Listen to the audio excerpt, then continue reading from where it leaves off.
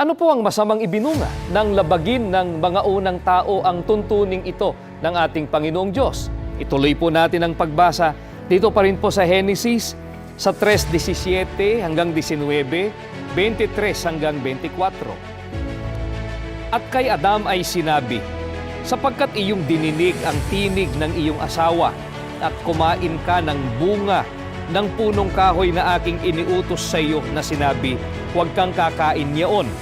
Sumpain ang lupa dahil sa iyo. Kakain ka sa kanya sa pamamagitan ng iyong pagpapagal sa lahat ng mga araw ng iyong buhay. Ang isisibol niyaon sa iyo ay mga tinik at mga dawag. At kakain ka ng pananim sa parang. Sa pawis ng iyong mukha ay kakain ka ng tinapay hanggang sa ikaw ay mauwi sa lupa sapagkat diyan ka kinuha, sapagkat ikaw ay alabok at sa alabok ka uuwi.